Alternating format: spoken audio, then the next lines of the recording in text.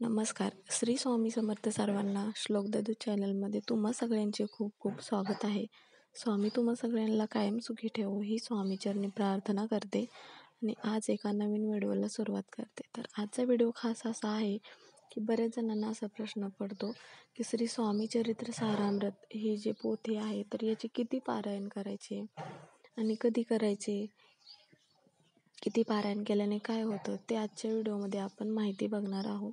तर व्हिडिओ शेवटपर्यंत नक्की बघा.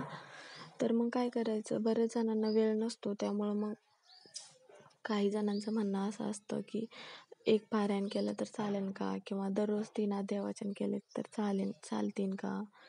तर ते तुम्ही जर संकल्प करून करणार असाल, संकल्प म्हणजे कसा की तुमच्या मनात एखादी इच्छा आहे आणि ती तुम्हाला पूर्ण करून घ्यायची असेल तर तुम्ही स्वामींना असं बोलू शकता की माझी ही इच्छा आहे, तोपर्यंत माझी इच्छा पूर्ण करा, मी एवढ्या दिवसात 108 पारायण पूर्ण करते असं. किंवा मग 51 पारायण पूर्ण करते, किंवा 21 पारायण, किंवा 7 पारायण. मग यापैकी तुम्हाला जसं शक्य होत असेल सेवा करायला तसं तुम्ही मग इच्छा बोलू शकता आणि मग संकल्प करू शकता. तर मग त्यासाठी काय करायचं आहे, पूजा वगैरे मांडायची आहे का? हो, तर पूजा मांडायची आहे. मग 21 किंवा 7 पारायण म्हणजे काय, श्री स्वामी चरित्र सारामृत ही पोथी आहे, त्यात 1 ते 21 अध्याय आहेत. तर मग 1 ते 21 अध्याय एका बैठकीतच पूर्ण वाचन झाल्यानंतर ते झालं एक पारायण. आणि मग असं तुम्ही कंटिन्यू 51 पारायण केलात, 51 वेळा वाचन केलात तर ते झालं 51 पारायण, आणि 21 वेळा वाचन केलात तर ते झाले 21. असं तुम्हाला 108 पारायण करायचं असेल तर पूर्ण श्री स्वामी चरित्र सारामृत या पोथीचं सार्थक होतं, किंवा स्वामी सेवेचं सार्थक होतं असं म्हणतात. त्यामुळे 108 पारायणाचं फळ सगळ्यांना मिळतंच. तुमची जर सगळ्यात कठोरातली कठोर इच्छा असेल तर तुम्ही 108 पारायणाचा संकल्प करून पारायण करू शकता.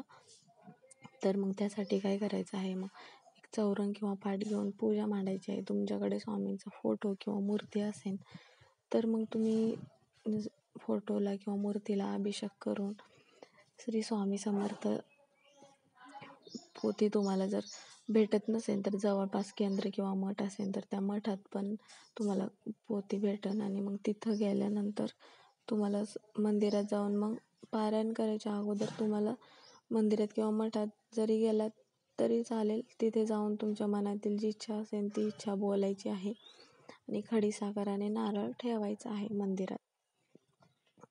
आणि मग जर जवळपास मंदिर आणि मठ नसेल तरी हरकत नाही, देवघरात स्वामींचा फोटो आणि मूर्ती असेल तर फोटो पुढं पण तुमच्या मनातील इच्छा बोललात तरी चालेल. मग ज्या दिवशी तुम्ही श्री स्वामी चरित्र सारामृताचे पारायण करणार आहात, आता ते तुमच्यावर अवलंबून आहे किती पारायण करणार आहात ते. जर तुम्ही 7 पारायण करणार आहात तर पहिल्या दिवशी 1 पारायण करायला लागेल. मग 7 दिवसात तुम्हाला पहिल्या दिवशी 1, दुसऱ्या दिवशी पूर्ण पुस्तक वाचन करायचं आहे, म्हणजे तुमचे 7 पारायण पूर्ण होतील. सलग 7 दिवस पूजा मांडून ठेवून करणार असाल तर मग 7 दिवस पूजा हलवायची नाही, आणि मग फोटो पण मूर्ती पण हलवायची नाही. फोटोला मूर्तीला अभिषेक करता येणार नाही. पहिल्याच दिवशी तुम्हाला अभिषेकाने काय असेल ते करता येईल, फुलं वगैरे दुसरी ठेवता येईल. आणि मग वाचन झाल्यानंतर दररोज आरती करायची आहे आणि श्री स्वामी समर्थ नामाचा जप करायचा आहे.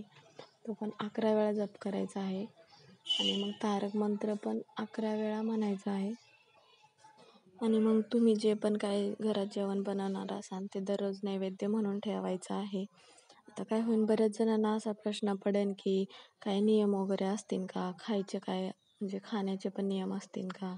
असं काहीच नाही. 7 दिवस करा किंवा 11 दिवस पारायण करा. तुम्ही श्री स्वामी चरित्र सारामृत या पोथीचे पारायण करत असताना जास्त नियम काहीच नाही.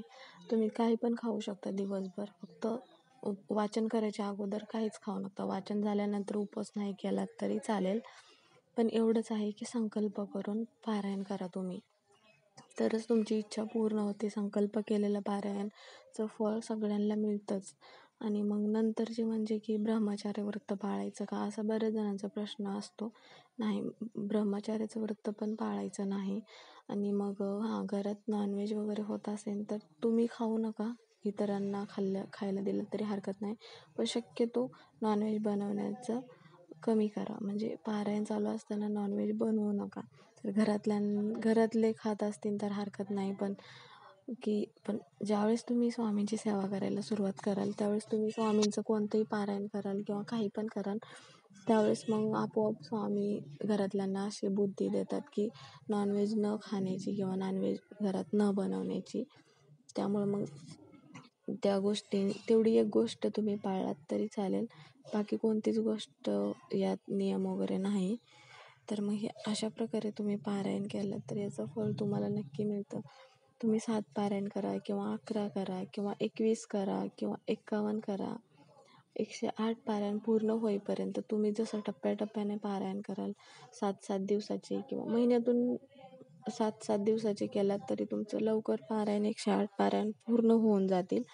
आणि जर 51 करायचं असेल तर तुम्हाला मग वाचन करण्यासाठी 51 दिवस सलग मग पारायण करायला लागेल. त्यावेळेस तुम्हाला पूजा वगैरे मांडता येणार नाही एवढे दिवस. त्यामुळे मग तुम्ही टप्प्याटप्प्यानेच पारायण केलात तरी हरकत नाही. म्हणजे कसं 7-7 दिवस किंवा 21 दिवसाचं केलात तरी, म्हणजे 21 दिवस पण काहींना जमत नाही, कारण महिलांना मासिक धर्म असतो किंवा इतर पण घरात काही कार्य असतात, मग कुठे बाहेर वगैरे जायचं असतं, लहान मूल-बाळ असतात किंवा काही महिला बाहेर नोकरीसाठी असतात. त्यामुळं सगळ्यांना शक्य होत नाही. त्यामुळे तुमच्या वेळेनुसार तुम्ही मग वेळात वेळ काढून स्वामींची सेवा करा.